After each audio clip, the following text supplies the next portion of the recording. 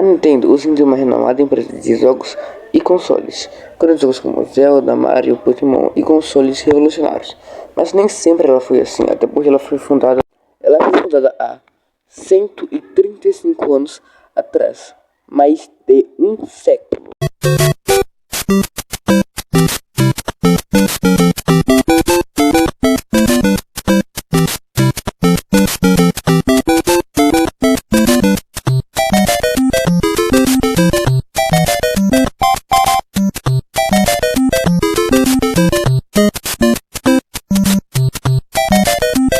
Em 23 de nove de 1889, Fusashiro Yamauchi fundou a Yamauchi Nintendo. Nessa época, a Nintendo era focada na criação das cartas Hanafudas, que conseguiu render uma boa grana para a Nintendo, estabilizando no mercado. Mas depois de um certo tempo, essas cartas não faziam mais sucesso, então eles tiveram que se reinventar e investir em novas áreas. A Nintendo então investiu em uma companhia alimentícia, que no caso é algo como arroz instantâneo, em uma rede de táxis, uma rede de motéis. Exato. Eu não sei como, mas eles investiram nisso. Nenhum desses empreendimentos deu tão certo quanto os brinquedos da Nintendo. Isso se dá por conta deles terem uma certa experiência nessa área por causa das cartas Hanafudas. E outra coisa que ajudou bastante eles foi o gênio Gunpei. Os brinquedos que ele sempre faziam sucesso. Então isso ajudou bastante a empresa a se consolidar nesse mercado. Antes de irmos para os seus consoles, vamos falar rapidamente sobre os seus arcades. O seu primeiro arcade foi um jogo sobre aposta de corridas. Também vamos falarmos sobre o Donkey Kong, onde foi a primeira vez que apareceu o Mario e o Donkey Kong. Em 1972 foi lançado o Marina Fox, um console que não era Nintendo, mas como ela não é boa nem nada, ela viu um grande potencial naquele console. Então fez uma parceria com a produtora para poder portar esse console para o Japão.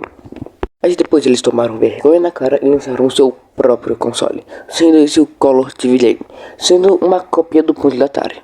Sim, a Nintendo copiou a Atari. Mas bem, vou explicar um pouco sobre esse console.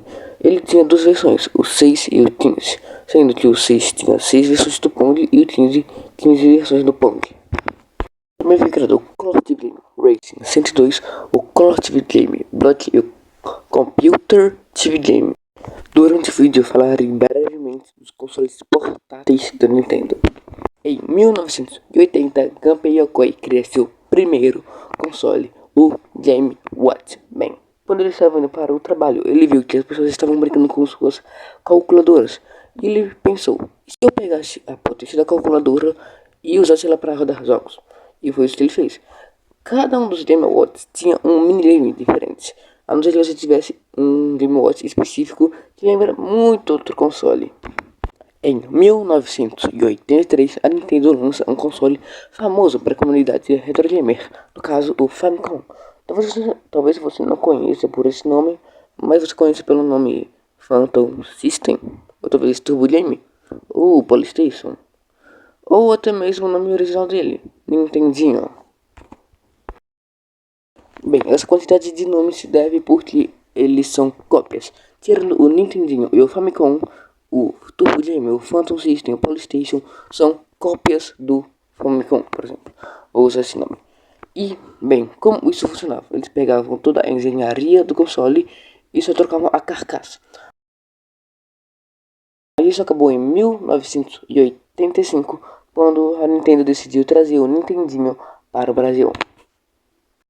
A empresa responsável por trazer o Nintendinho para o Brasil foi a Playtronic. O acordo deles era bem simples. O Nintendinho vinha para o Brasil e as cópias paravam de ser produzidas. Algo bem simples e funcionou. O Famicom era pequeno, ele era pequeno, portátil até. O Nintendinho era um tijolo. Era literal um tijolo. E outra coisa, o controle do Famicom, o microfone. O do Nintendinho não tinha, mas o do Famicom tinha, para alguns jogos. Em 1989, o gênio Gunpei Yokoi criou um novo console portátil, o Game Boy. O Game Boy era um console a pilha não tão potente quanto seus concorrentes. Ele também não tinha tela retroiluminada, ou seja, a sua tela não produzia luz, então você precisava apontar a alguma luz externa. Mas esses cortes fizeram ele ficar muito barato, tanto em pilha quanto ao seu preço, enquanto seus concorrentes com tela retroiluminada mais potência ficavam de lado. Ele teve outras versões, como o ZB Lite, que tinha a tela retroiluminada, e o CBC, que tem quem diga que é um novo console, tem quem diga que é uma versão do ZBA não, do ZB, mas para mim ele é apenas o Game Boy mais potente. E esse console batia de frente com Nokia, ele sobreviveu a uma explosão nuclear. Agora, o segundo melhor console da Nintendo, o Super Nintendo ou Super Famicom. Esse console era praticamente o Nintendinho melhorado. Ele tinha mais espaço em seus cartuchos, tinha mais botões e tinha mais potência. Tendo consoles quase perfeitos, eles queriam ir além, ir para os jogos 3D. Então a equipe do Star Fox criou o Super FX, uma placa que ia no cartucho do jogo que poderia fazer ele gerar alguns gráficos 3D. Era algo bem low poly, bem feio, mas que era incrível para a época. Mas em 1995 a Nintendo deu seu primeiro tropeço com o Virtual Boy, um console de realidade virtual muito desconfortável e com péssimas cores. Explicando um pouco melhor, você não botava ele na cabeça, você enfiava a cara nele e suas cores eram vermelhas, causando uma baita dor de cabeça. Algo que eu não citei é que esse console foi ideia do Gunpei Yokoi e por isso ele foi demitido. Apenas por um fracasso, a Nintendo decidiu que deveria demiti-lo.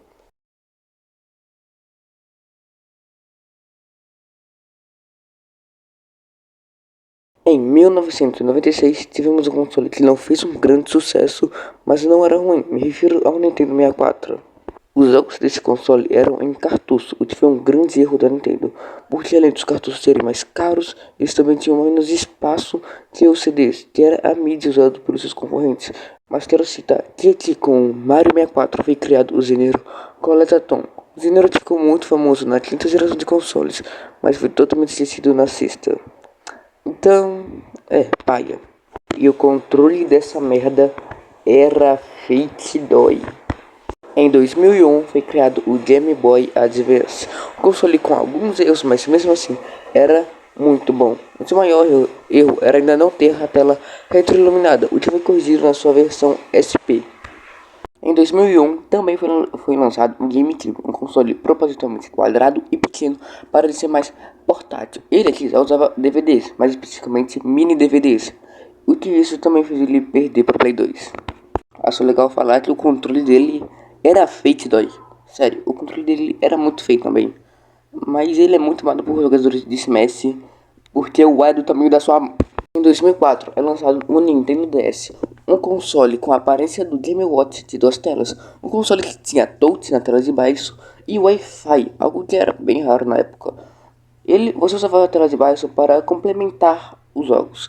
Basicamente você poderia usar a tela de baixo para você fazer um puzzle ou ver um mapa ou algo assim. Em 2006 foi lançado o Wii. O Nintendo Wii não era um console muito potente, mas muito inovador, porque ele tinha um dos melhores sensores de movimento da sétima gen. O Wii Remote era bem divisor de águas, enquanto ele era muito bom para jogar alguns jogos, ele tinha uma precisão enorme. Alguns jogos era melhor você ter um controle de, sei lá, Play 3. Sim, existia um controle vendido separadamente para você poder jogar alguns jogos do Wii, mas era vendido separadamente, então as empresas tinham que pensar primeiro no Wii Remote, o que acho que limitava bastante elas, até porque ele tinha poucos botões. Em 2011 foi lançado o Nintendo 3DS. Ele pegava tudo que o Nintendo DS tinha de bom e melhorava. Ele melhorou seus gráficos, botão analógico e botou gráficos 3D, que poderia dar uma dor de cabeça, por isso também foi lançado o 2DS, que parece uma fatia de pão. Você poderia sim desligar os gráficos 3D no próprio console, mas se você desse isso, por exemplo, para uma criança, ela ia ligar de novo, o que foi o fator de lançarem o 2DS. Agora, imagina um Nintendo DS doméstico com funções do Wii. Esse é o Wii U, lançado em 2012 e foi um fracasso. Agora, olha esse controle. Sim, esse é o controle. Enquanto a TV seria a tela de cima do DS, o controle seria a tela de baixo, o que é algo estúpido. Diferente do DS, você conseguia olhar bem, né, as duas telas, até porque eram junto, Esse aqui não, era separado. Eles não eram um console só. Então você precisava olhar pra TV, olhar pra tela, olhar pra TV, olhar pra tela. Em 2017, chega o Nintendo Switch, um console que aprende com todos os erros e cria um console de outro mundo.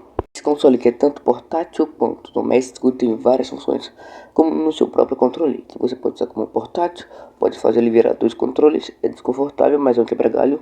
Pode fazer ele virar um cachorro, digo, um controle melhorado para você jogar na TV. Você também pode usar ele como um infravermelho. Bem, ele tem duas captações de movimento, uma infravermelha como a do Kinect e uma como a do Wii Remote, que você segura o Joy-Con e balança ele. E o futuro está nas mãos do Switch 2. Ele pega tudo que o Switch contém, melhora e adiciona. Eu acredito que vai estar sendo um console incrível. Eu acredito que vai ter jogos incríveis.